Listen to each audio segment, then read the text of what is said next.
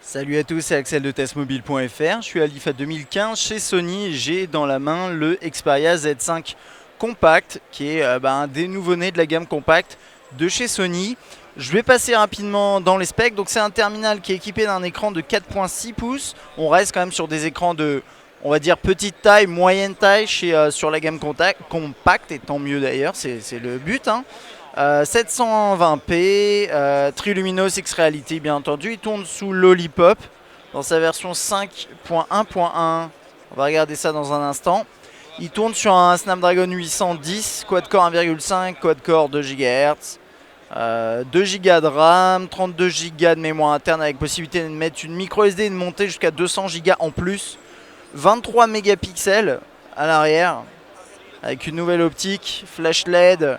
Appareil photo de 5,1 mégapixels à l'avant et on a également une batterie de 2700 mAh.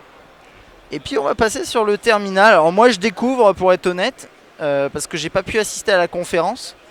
Et donc on va regarder ça. Il y a aussi maintenant une grosse nouveauté sur la gamme.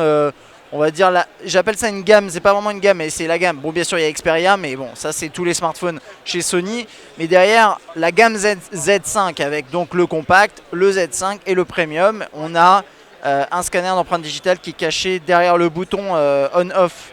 Donc ça c'est intéressant. Du coup, ça a forcé d'un point de vue design à changer finalement le bouton on-off. Donc on verra, on va voir ça.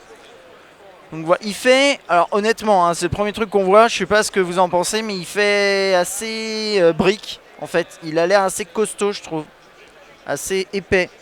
J'ai pas l'épaisseur là sous les yeux, mais effectivement assez gros. Alors, caméra frontale ici, quelques capteurs, logo Sony, bouton on-off, verrouillé, déverrouillé, et également, comme je disais, le scanner d'empreinte digitale, volume et appareil photo, ça c'est toujours sympa. Micro USB, un micro. Hop. Hop. Voilà. Micro USB et SIM. Micro USB, pardon, micro SD et SIM. Petit logo Xperia sur le côté, c'est un petit peu nouveau ça, non? Normalement Xperia, et ouais, il est derrière de toute façon. Alors là, ça a l'air d'être du verre. Est-ce que c'est du plastique ou du verre? Là, justement, j'aurais dû être à la conf. Mais il me semble... Alors, ok, vous me direz dans les commentaires. Dans tous les cas, il y a un aspect un peu poli. Vous voyez, comme sur les vitres de salle de bain, quoi. Donc après, je sais pas si c'est du verre ou du plastique, vous me direz. On dirait du plastique, mais c'est peut-être du verre, je suis pas sûr. Je crois que peut-être que sur le compact, c'est du plastique. Bref, peu importe. L'optique ici, le flash. Et puis ensuite, bien sûr, on va rentrer dans l'interface. Alors... Je vais juste aller voir exactement le numéro de version, c'est toujours intéressant, parfois. Ça permet aussi d'aller dans les paramètres, et puis ici, hop, c'est pas ici. Désolé, je ne veux pas, au revoir. Voilà, 5 points, 5.1 points. Multitâche avec toujours ces petites applications qui flottent. C'est marrant, il y a tout un... Ils ont l'air d'avoir pas mal modifié quand même l'interface. Ouais, un petit peu. On reste dans l'esprit Lollipop, enfin Material Design, mais avec à la sauce Xperia. Et ça, ça m'intéresse. Les icônes n'ont pas l'air d'avoir vraiment changé.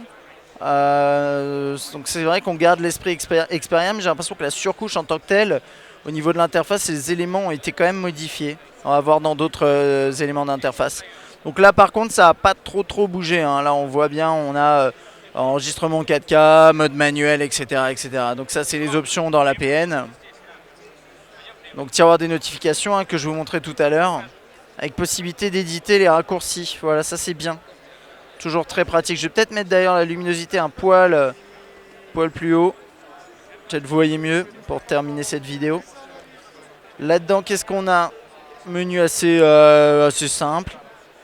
Par exemple, on verra bien ça. Les changements éventuels d'interface là-dedans. Bah écoutez, bon oui un petit peu, ça a changé un petit peu, rien d'incroyable tout de même. Mais si quand même, si ça a été modifié. Il y a toujours ce menu latéral avec les différents tris. Ce genre de choses, intégration, j'ai vu Spotify là.